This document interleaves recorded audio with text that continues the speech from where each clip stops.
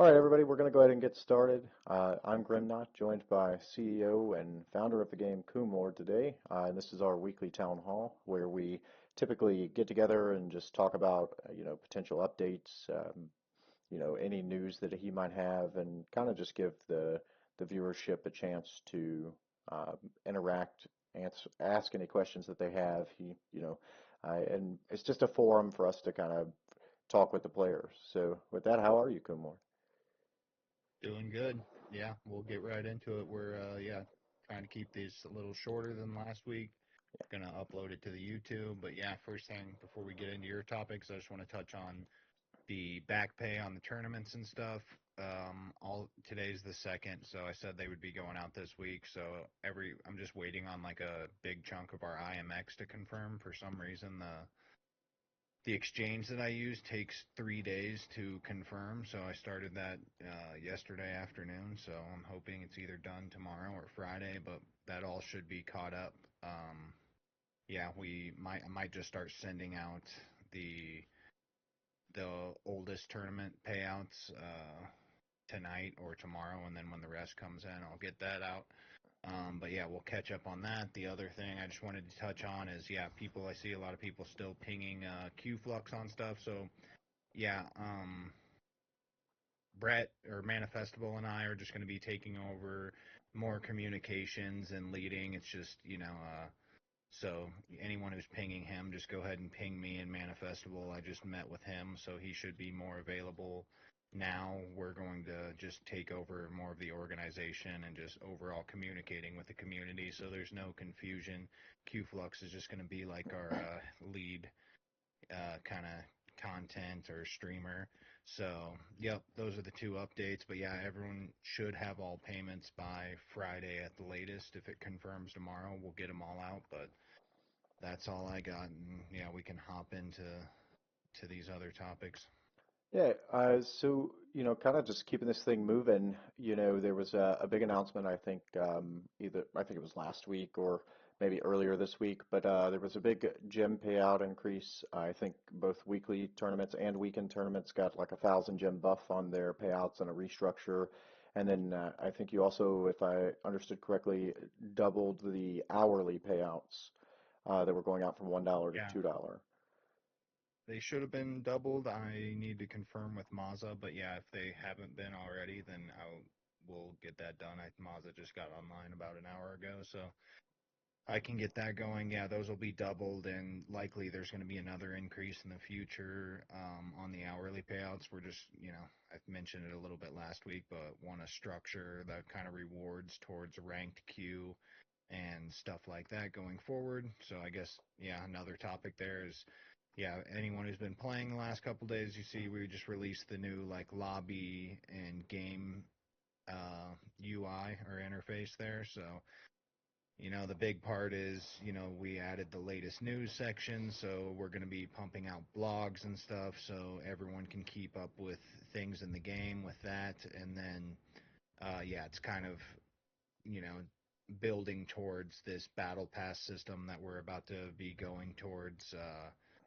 either at the start of next season, or I think we're going to have like a Halloween event. I'm not sure that that'll be a battle pass, but we are expecting some Halloween event, so some special promo cards, prizes kind of during that week. So probably the last week of the this month or so. But yeah, the new lobby UI, that was just something that's been on the to-do list for a while. So Mazza finally got some time to get into all of that. So there's still, expect a few changes coming up to it. As, right when we released it, people are like, oh, we need spectate back. So we quickly just added that all back. But yeah, there's just some quality of life updates there. Your win-loss record with the various decks, the different queues are organized. We were having some issues with some of the new players coming on, getting confused with the different queues. So, now there's little descriptions in there and all of that. But yeah, that was an update we've been waiting on. So I think so far the feedback's been positive on that. But yeah, anything stands out as things that need to be added or that we can tweak, go ahead and let us know on that, and we'll, you know, keep improving this as we move on. So can we, you said something that was very interesting. I think maybe it's the first time that we've talked about it, and that's the battle passes. Correct. So I don't necessarily want to talk about maybe the way that they're structured, but kind of your stance and the rest of our team's stance on making sure that, and I know this is going to be a big question that everybody has, that there is a free way or a way to earn through those and possibly a premium way to do that, and kind of maybe the direction that the team is trying to take with creating a battle pass or certain types of events to make sure that free players and paid players are both kind of getting the bang for their buck or, getting the bang for their time.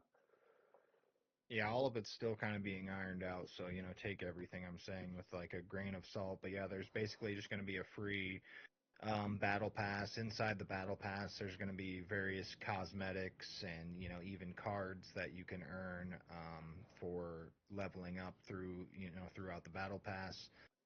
There'll be a paid battle pass, which games like Parallel and I mean battle passes. If you play any other games, are big in Fortnite and Call of Duty and all of that kind of stuff. So likely gonna have like a 100 gem battle pass that kind of has boosted rewards or different things there. But yeah, that's like one of the team's big things for this month is we're just gonna get that built out. We have to build the UI out, but expect it to be basically like 100 levels or so. Every 5 to 10 tranches of levels, you'll get different unlocks, whether those are emotes, game boards, cards themselves, or whatever. But yeah, like basically every season, we should have like a new battle pass, and yeah, that's kind of the direction that things are going at the moment. So, as a cosmetic connoisseur myself, I was big on emotes and boards and making sure that everybody got that stuff. I just, you know, kind of to give everybody an idea, I do expect that we're going to see new card backs, new emotes, and new boards, in the coming months. That's something that I think is on our agenda board. So if you're Yeah, you're one of those cosmetic connoisseurs, just be expecting that those things will come.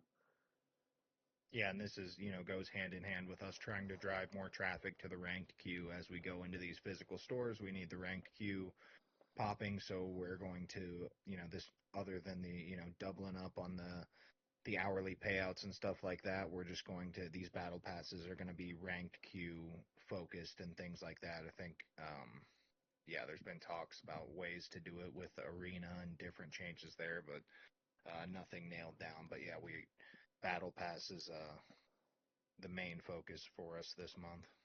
And then I kind of want to tie the last two topics that I think we have kind of together, and I'll kind of navigate this a little interestingly. So I want to start with, I know that there is a notion, we read the general chat, myself, the rest of the team, Coomlord, we do see the things that go out there.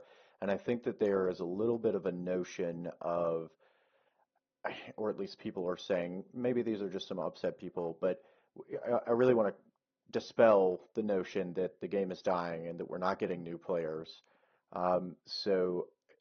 Just for everybody's knowledge, and Kumlord, you can kind of elaborate on this a little bit, but I think we're seeing something on average of like 38 new accounts a day.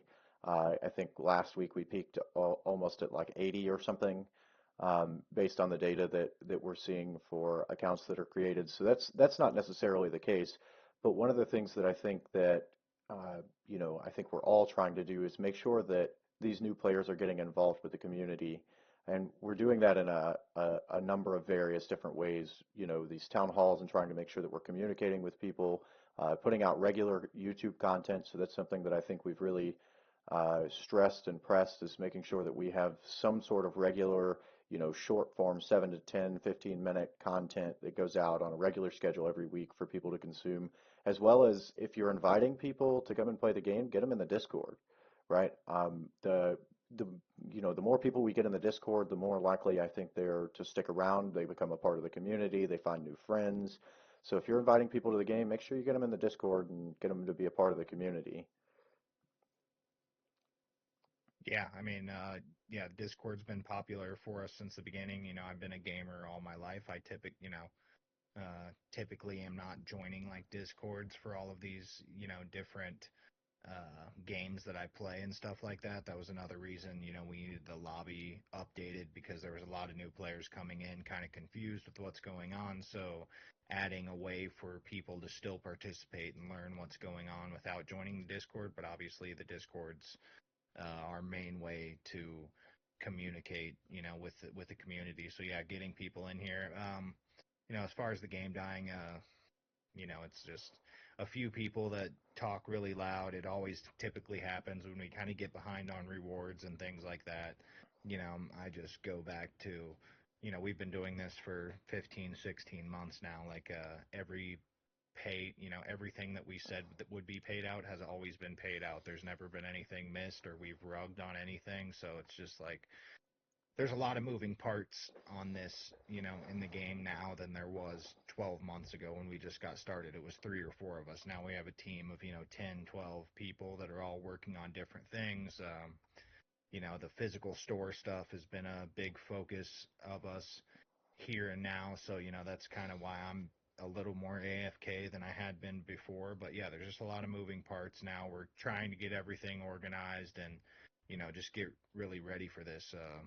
You know, Especially we get into one of these distributors and stuff like that. Like the game just needs to continue rolling without me having to be hands on everything that's going on inside the Discord. But yeah, get in there. We still read the general chat. If I'm not responding, if it's a big enough issue, then it's getting, the team is recording it and sending it to me so I can make sure that I address it. But yeah, I got the numbers pulled up from yesterday. Yesterday it looks like we were at 2.7K games played, so we're always over 2,000 games being played per day. So, there's, the drop. We were hitting 3,000 there for a while, that some of the drop off just came when we changed the reward structure. But, yeah, 2,000 games played per day is, pretty good from where we started here. So I don't, I'm not worried at all about the game dying. We are switching, we love the Web3 gamers and all of that, but the Web3 gamers is is a small pool, and we're trying to expand more into traditional gamers and getting them interested in the game. So there's just some growing pains that have been going on the last month or so. So bear with us, and just like to remind everyone, yeah, like everything we said we've done, we would do, we have always done, and we're still here. Everyone's still working on this full time, and it's just getting organized as we move forward, really. Yeah, and I'll kind of just add on to that since I'm kind of somewhat involved with seeing all of the work that's going on and being a part of the process in general. But, just really briefly, for anybody wondering if new things are coming, if anybody's actually, working on the game, we have, I think you said 10 or 12, I think is what we have that are working on the game almost around the clock. We have people in different time zones all across the world that are working, when others are sleeping. There's always somebody that's out and available or is in the background working. There's a ton that's going on. And, I think it's also good to remind people that, we were giving out, what, $30,000 a month or something? And everybody has always gotten paid. And I understand that the pay delays can be somewhat frustrating, but bear with us. We'll make sure that those get out this week, and yeah, the game's Yeah, not dying. that's part of the reason. That's part of the reason, switching to these gyms and stuff and just increasing these majors or hourly payouts is like we can do the gym stuff. Like a lot of the gripe is no one, obviously I get it. I'm a gamer too. No one likes waiting on their rewards. Like, especially with Web 2 games, you complete a task or a quest or enter in some tournament, the reward, or you get it paid out instantly. So that's just something we can more easily automate with like the gym side of things. So I yeah, also, I, there's, yeah. I also don't know if anybody's ever tried to move the amount of money that we're paying out. Like currently, you're going through having to use an exchange to exchange IMX or something of that nature. Like trying to move $30,000 a month is not exactly the easiest thing in the world to do. So sometimes you run into Yeah, speed no, bumps. and yeah, and anyone who a lot of people don't come from the BSV world, but Yeah. BSV is like a black sheep crypto. So we've gone from doing payouts on hand cash. When we first started, we were doing payouts on PayPal. Then we went to hand cash. Then we went over to IMX. So now we're getting funds in on IMX. They need to be converted. We don't want to do, exchanges every single day and do that. So we let the funds build up, and now we're exchanging them back to BSV. So it's just, there's a lot of stuff going on behind the scenes. I mean, we've had tons of issues like, making a legitimate corporation out of this and trying to run everything through our bank account, and banks, like aren't really friendly with crypto. So we've had Oh, issues on that side. So we're just trying to get to a more sustainable place and, an effective way. It's not like everybody on the team has access to our funds. So when funds are being moved and, we have accountants and attorneys and things like that, it's not like when the project first started where it's like, oh, I can just hop in the wallet and send this kind of stuff out. We have various wallets where the funds are being held, and anytime, multiple thousands of dollars are coming out, it has to be like a coordinated thing where the accountant is sending it out and things like that. So, you know, um, if anyone, if you just think about like what's going on, and this isn't just like some sketchy little crypto project with I like to joke on Twitter that it's, three dudes in their mom's basement, doing this, but it's grown past that now, and we just, we have taxes and all sorts of stuff. It's not just like we can, do this on the fly. It all has to be coordinated. So bear with us. Like I said, Friday everything should be out and we're all caught up, and then going forward, all prizes should be instant. So I'm pretty sure K1's been on top of that. I'm pretty sure pack for pack cards are sent out after. We've been pretty quick on getting the brawl rewards after. I got the leaderboard rewards out pretty much immediately after. So, just expect more of that going forward. And yeah, I do apologize for kind of the delays. I mean, I'm over a month and a half behind on some of this stuff. So bear with us, but it's all in motion at the moment. well, I guess at this time I'd like to open it up to the audience that we have here. If anybody would like to type a question in the chat, or if you'd like to come up on stage and actually chat with Coomlord, there is a hand button. You can raise your hand. We'll drag you up and actually let you come in and chat. So if anybody has any questions, please do type those up and send them in. We'll do our best to make sure that they get answered. If anybody wants to get on stage, raise your hand. In the meantime, Yeah. while we wait to see if anybody types anything up or anything, it's interesting that it's like your family is growing, right? You start out with just yourself, and then you get married, and then you realize your one-bedroom apartment's not big enough if you want, you want kids, and you want to have, your kids' friends over. So we're kind of having some growing pains, I think, with your team. It's no longer three dudes in a basement. It's grown to be much more than that. So.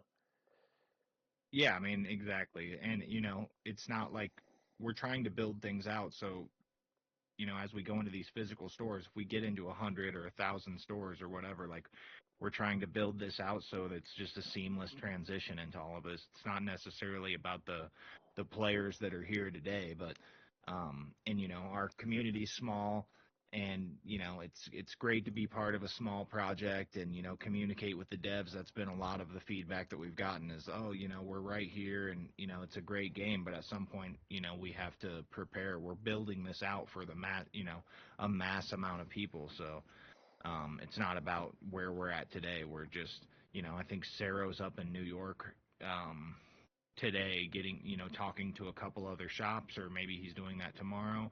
But, there's a lot of stuff going on, and it's sorry that it's been frustrating in the short term, but yeah, we're just, building this out for this big push into, traditional uh, sales and gaming. So You used but yeah. an interesting word too, and I think one of our chats, and I think it's important to maybe reiterate this to some of the players, but we're very much so still in beta, right?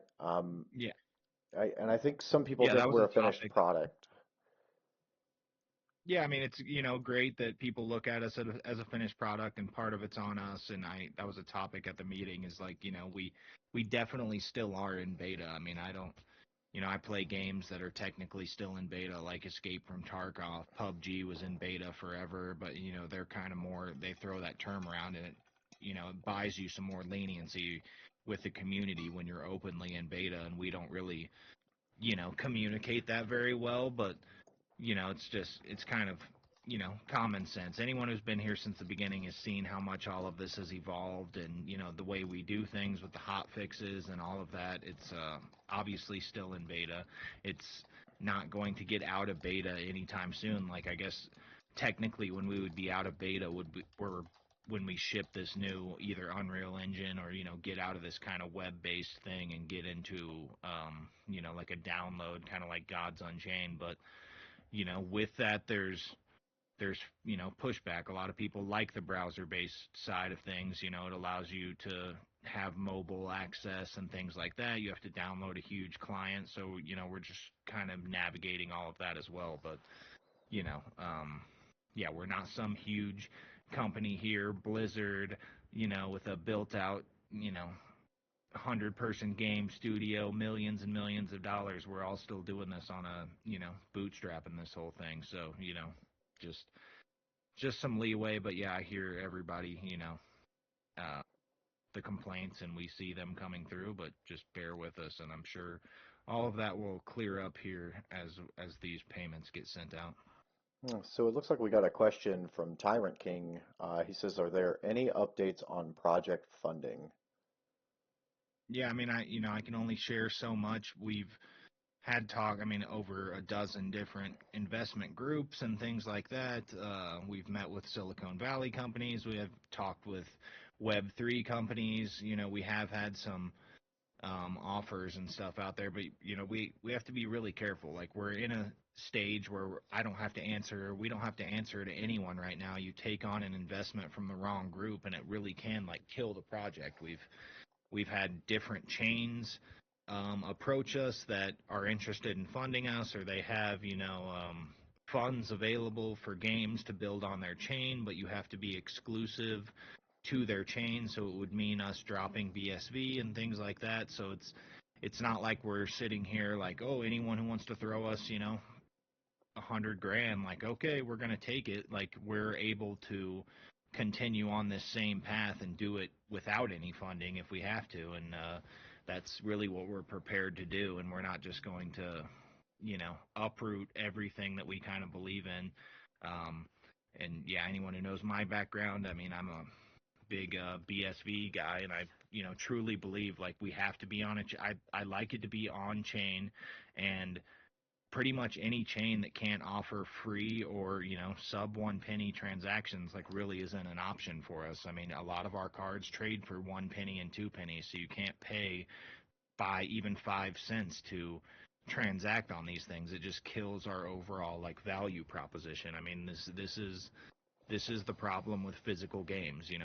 Physical card games have a bunch of cards that are worth nothing. They're sitting in shoe boxes and stuff, so like they literally have no value. And like blockchain can add, value to these uh, cards that are worth literally nothing. And with our game, you can buy things for a penny. You can burn these cards, get shards. I mean, that's the cornerstone of everything we're doing is these penny cards. So we just have to be really careful in this fundraising process. It really has to be, the right partner for us to be willing to take it. Obviously, it's hard to turn down 250 grand or 500 grand. Some of the numbers that these groups dangle in front of you, and like we could hit these various requirements, but if that's at the cost of the future of the game, or like what we're really trying to pitch here, I mean, then there's no sense in taking that. And some of these other games, are kind of pigeonholed by the chains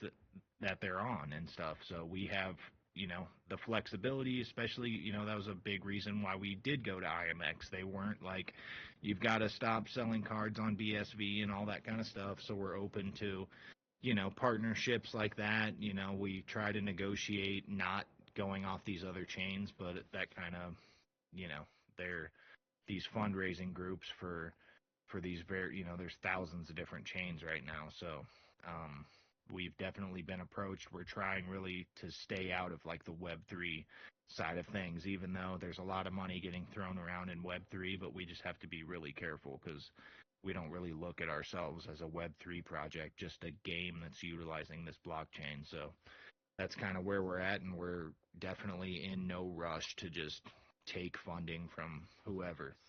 Yeah, and I think just really quickly before we run to the next couple of questions, the next two I think are going to overlap. But for anybody that's not familiar with attempting to get funding for a project, and maybe this is something that people are not familiar with, but it's my understanding that a company comes in and offers you X amount of money and they want some equity inside of the company for the exchange of the money that they've offered. But they also want, they may have their own requirements. They may say, well, we don't want you to be on BSV, or we want you to move here, or we want you to do this. So, when Coomlord speaks about, well, we're not just going to take money from anybody, it's because that money comes with strings attached. And if the strings attached don't match the values and vision of what the current team and the company has set forth, then there's no point to take the money and change what you're building and kind of the vision that you had behind it.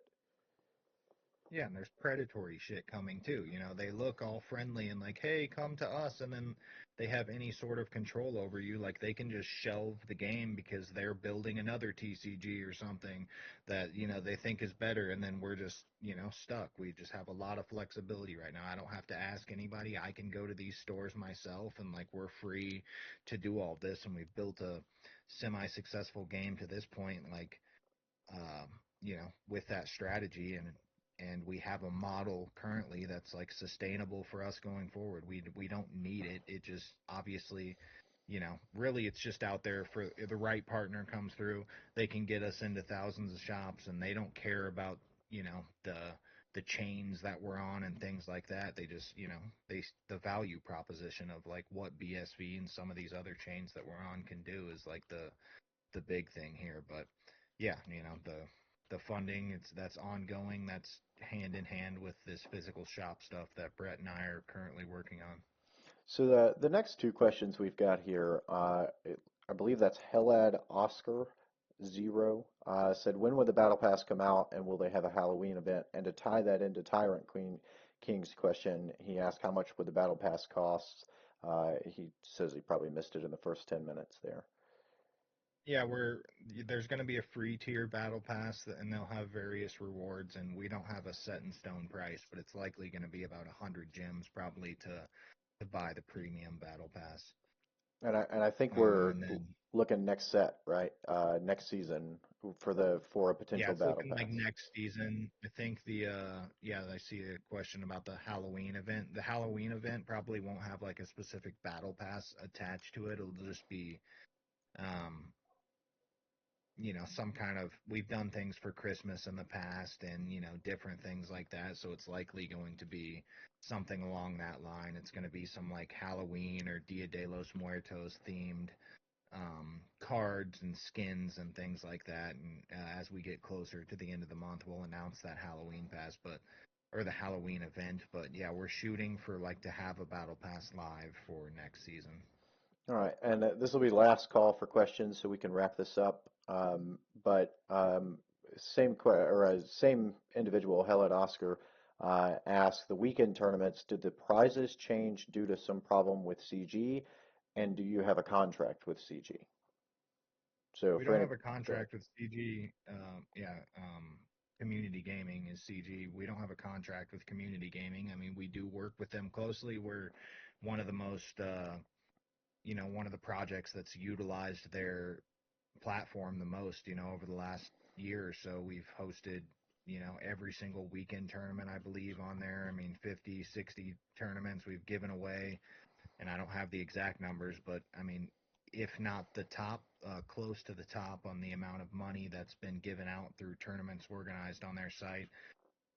But no, it didn't change towards that. It just, we switched to gyms to kind of alleviate these issues of like I've mentioned throughout this town hall. It's exchanging currencies and keeping up on these payments when they're happening every week or they've been happening every day for the past year or so, is a lot to manage. And just as we go forward, the gyms allow us to have everything be pretty much instantaneous. It allows people to stay in the ecosystem of the game.